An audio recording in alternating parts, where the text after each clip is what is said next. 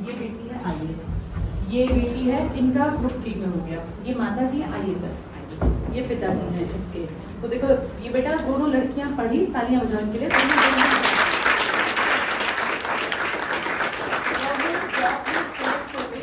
और दोनों ने खूब मेहनत की है। ये भी पहले ग्रुप डी में थी, दोनों एक साथ रहती थी, एक बैच में थी, एक साथ पढ़ी। फिर इसने केवीएस का दिया, टीचिंग का इसने डिप्लोमा कर रखा था। परिमल सर ना बार बार कहते हैं कि एक चीज के पीछे मत बैठे रहना। अगर ये सिर्फ टीचिंग के पीछे बैठी रहती तो लंबा समय और लगता। इन्होंने सोचा जहाँ पहले फॉर्म सारे भर दो, जहाँ लग जाएंगे टीचिंग को आगे कंटिन्यू करते रहेंगे तैयारी। ये एग्जाम्पल इसी बात का है। पहले ग्रुप डी में हुआ, वहाँ ज्वाइनिंग कर ली थी ना शायद। 5 साल जॉब भी करती रही, लेकिन पढ़ती रही, अपनी एक जगह बना ली, स्टेबल जिंदगी हो गई, रुपए आने लग गए। अब कोई ये कहने वाला नहीं था कि क्या कर रही है, क्योंकि जॉब कर रही थी, गवर्नमेंट जॉब। लेकिन ये था कि आगे बढ़ना है। 5 साल तक लगातार अपना वहीं पे जॉब भी जाती रही, पढ़ती रही। केवीएस में फाइनल हो गया। अब मैसूर कर्नाटक में पड़ेगा ना हमारा।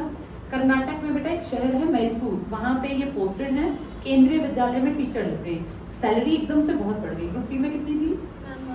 स्टार्टिंग में 22-23 अच्छा, फिर तुम्हारी कितनी बढ़ते बढ़ते कितनी पहुंच गई 5 सालों में? 29 तक। 29,000 से अब इनका सीधा जो एक जंप है, अब कितने पर है? अब 62,000। अब 62,000 रुपए सैलरी है महीने की। तालियां बजाओ देखो।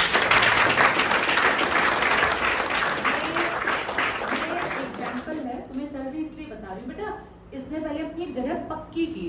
62 के ही पीछे भागती रहती तो फिर फंस जाती। जैसे इसने पहले एक जगह बना ली कि यार मेरे पास कुछ भी नहीं तो कम से कम भैया 29,000 तक तो पहुंच ही गई थी ना, किसी के सामने हाथ तो फैलाने नहीं थे, लेकिन तैयारी रखी।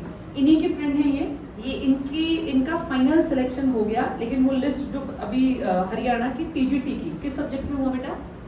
इंग्लिश में। टीजीटी इंग्लिश, ये ग्रुप डी में लगी हुई है। तैयारी दोनों दोस्त कर रही थी पहले अपना। अच्छा, इसका केवीएस भी पास हो गया, पेपर प्री भी हुआ, मेंस भी, जो मतलब मेन होते हैं, उसके बाद इंटरव्यू में इनका रह गया। लेकिन कोई अच्छा 2019 के क्लर्क में भी हो गया। ग्रुप डी इन्होंने ज्वाइन कर लिया था। अब इनका टीजीटी इंग्लिश हरियाणा में हो गया। टीजीटी की अच्छा, टीजीटी का रिजल्ट नहीं आया। टीजीटी का मतलब तुम्हारा चांसेस है उनके, तो तुम अभी ज्वाइन कर चुकी हो, सैलरी मिल रही है, ठीक है। तो देखो ये 2 एग्जाम्पल हैं। इन्होंने ग्रुप डी ज्वाइन करके अपनी पढ़ाई को कैरी ऑन रखा। उन्होंने ग्रुप डी ज्वाइन कर लिया और उनका वो जो रिजल्ट है उसमें कह रही है कि उसका भी चल रहा है ना, अभी अवेटेड में है। नहीं हुआ तो कोई बात नहीं, हो जाए तो बहुत अच्छी बात है भाई। 60-70 हज़ार किसको बुरे लगते हैं। लेकिन अगर नहीं भी होता तो कम से कम उसके पास जॉब है। ये दोनों दोस्त थी, एक साथ पढ़ती थी। और देखो फेलियर सबको देखना पड़ता है। ये केवीएस में गई, इंटरव्यू में रह गई, तो वहां तक तो गई ना तैयारी कर करके। यानी ऐसा नहीं है कि एक फॉर्म भरोगे हो जाएगा बेटा, बहुत सारे फॉर्म भरना। कभी कहीं कुछ गलती रहेगी, कभी कहीं कुछ। ये जो हमारे पास आई तब अनमैरिड थी। ये इनके फादर है, ये इनकी मदर है। सर कितने बच्चे हैं आपके पास? ये बड़े वाली है? बेटी बड़ी है। अच्छा, और बेटा, अच्छा वो क्या कर रहा है? वो एमएससी मैथ्स कर रहा है। अच्छा, वो एमएससी कर रहा है। प्रोडिमल। अच्छा, वो भी पढ़ रहा है, उसकी एज कम होगी। और बेटी जो है लग गई सर। अब बता रहे थे जिस दिन इसकी शादी थी उसी दिन इसका रिजल्ट आ गया, उसी दिन रिजल्ट आ गया। बहुत बढ़िया सर। मैम एक बात और, मैंने फीस से वो कोचिंग की फीस बेटे के नाम की भरी थी जी, और वो नहीं गया, आया नहीं, तो उसका से वो उसमें के भी उसमें कॉलेज में ड्यू में हो गया। अच्छा अच्छा अच्छा। तो फीस फीस भर दी और अब क्या करें, फीस तो खराब जाएगी। फिर मैंने इसको समझाया, फिर मैं ये आना शुरू हो, उसकी फीस पे ये आना शुरू हो गया। देखिए सर, इसकी किस्मत की नौकरी थी। देखो पिताजी ने फीस भरी बेटे की, 12वीं के बाद ही भर दी होगी। अच्छा, उसने 12 की, भाई हर माँ आप सोचता है कि भाई बच्चा पढ़ लिख के कहीं निकल जाए। 12 करते ही उसकी फीस जो है इनके पिताजी यहाँ भर गए। लेकिन उसने कहा नहीं मैं पढ़ूंगा, हो सकता है पढ़ाई में अच्छा हो। उसने अपनी पढ़ाई कंटिन्यू रखी। अब फीस बर्बाद ना जाए तो उसी फीस पे इन्होंने अपनी बेटी को भेज दिया। और देखो किस्मत की ये धनी है, ये उससे पहले लग गई।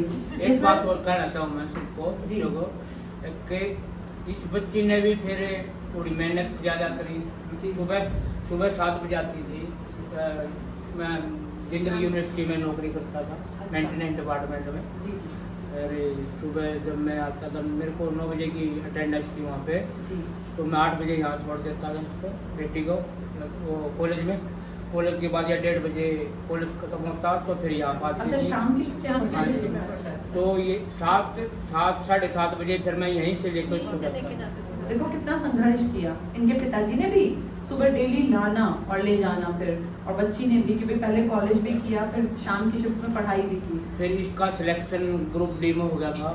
इसको समझाया कि ये तेज थी पढ़ने में, तो बोले कि भाई मैं नहीं ज्वाइन करोगी। मगर बेटा ऐसा है, ज्वाइन ये भगवान ने तेरे को मौका दिया है एक स्टैंड खड़ा होने का, ये तो पकड़ ले। कुछ भी मिल जाए। हाँ, आगे जाके आप मेहनत करोगे तो आगे बढ़ोगे। बिल्कुल सही बात है।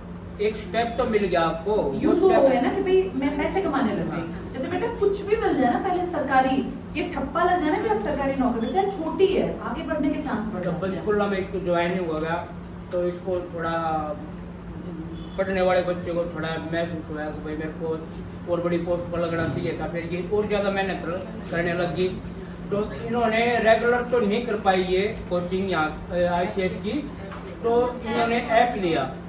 ICS का ऐप लिया। तो जब ये ड्यूटी करती थी, ड्यूटी करने के बाद हॉस्टल में रहती थी, ये हॉस्टल में आकर ने अपना ऐप से पढ़ती थी। सारी क्लासेस रिकॉर्डेड हो जाती थी, वो ऐप से तो पढ़ती थी। इब ये मैसूर में केंद्रीय विद्यालय में टीचर है। तो मेहनत कभी भगवान भी नहीं रखता, वो भी जो भी करता है उसको वापसी कर देता है। जो मेहनत करी जो तुम्हारे को वापसी कर रहा हो, तो मेहनत तो भगवान भी नहीं रखता, वो भी उसको कहीं ना कहीं स्टेट कर। देखा बेटा, ये है सीख जीवन की।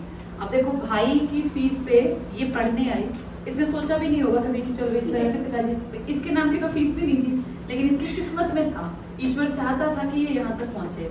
और देखो जब एक जगह लग गई तो रोज तो आके पढ़ना पॉसिबल नहीं था, तो इसने एप्लीकेशन से अपनी पढ़ाई को कैरी ऑन किया कि भैया मैं ग्रुप डी पे रुकूंगी नहीं। ग्रुप डी सिर्फ एक सीढ़ी का एक पायदान है, इसका सिर्फ इस्तेमाल करना होता है कि भैया हम यहाँ रह के स्टेबल हो गए। अगर एक लड़की 22-25 हजार छोटी सी उम्र में कमा रही है, तो कम से कम पिताजी के सिर से भी बोझ हट गया, पिताजी भी फ्री हो गए कि भाई बेटी अपना खर्चा खुद निकाल लेगी, आगे पढ़ लेगी, किसी के सामने हाथ फैलाने नहीं पड़ेंगे। 21 साल की थी ये जब जॉब लग गई थी, तो सोचो 21 साल की एक लड़की परमानेंट जॉब लग गई, तो दिमाग से कितना ज्यादा एक बोझ तो हट गया।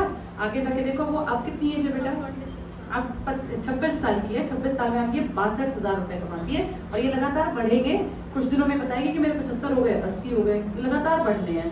इसलिए कहते हैं बेटा एक सपना देखो, यंग एज में एक बार कहीं लग जाओ, फिर आगे बढ़ने के ना बहुत सारे रास्ते और खुल जाते हैं। अगर आप 25, 26, 27 तक बैठे रहे, कुछ नहीं मिला, तो फिर आपके रास्ते बंद होने लग जाते हैं। तो यंग एज में हमेशा पढ़ लिख के अपना एक स्टैंड बना लेना चाहिए। सर आप क्या करते हैं? मैं पहले तो मैं जिंदल यूनिवर्सिटी में मेंटेनेंस डिपार्टमेंट हूँ जी। फिर बेटी का सिलेक्शन होने के बाद ये इसमें हो गया था KVS में, फिर शादी भी की नियर बाई।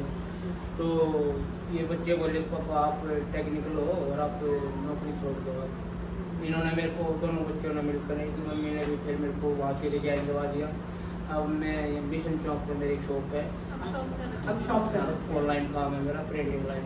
ठीक है, बहुत बढ़िया सर। पुराने की दाय बहुत अच्छा। बिल्कुल सर, देखिए आपकी बेटी लग गई, एक माँ के तो सिर पे सबसे बड़ा ही होता है कि हाँ, चलो बेटी बिल्कुल, लग गई ना, बहुत फ्री हो जाता है।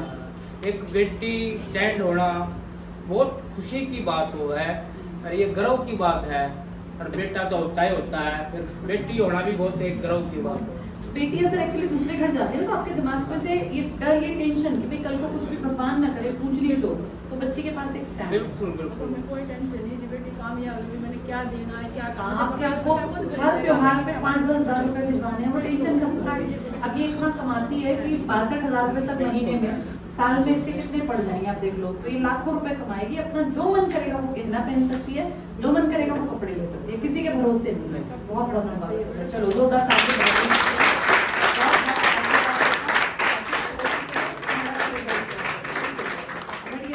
बेटा देखो ये आप ना घड़ी देते हैं, घड़ी पता है क्यों देते हैं? घड़ी दिखाते हैं कि इसने अपना समय बदला। अभी तुम जो उस तरफ बैठे हो ना, अभी समय तुम्हारे पक्ष में नहीं है, मेहनत करो फिर एक दिन समय तुम्हारे पक्ष में आ जाएगा कि जिस दिन तुम कमाने लगोगे।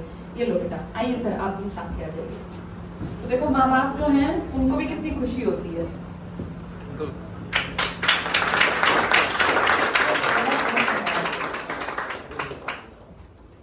तुम किसी को नहीं लेके आई घर में से? अच्छा, ऑफिस से चलो ठीक है।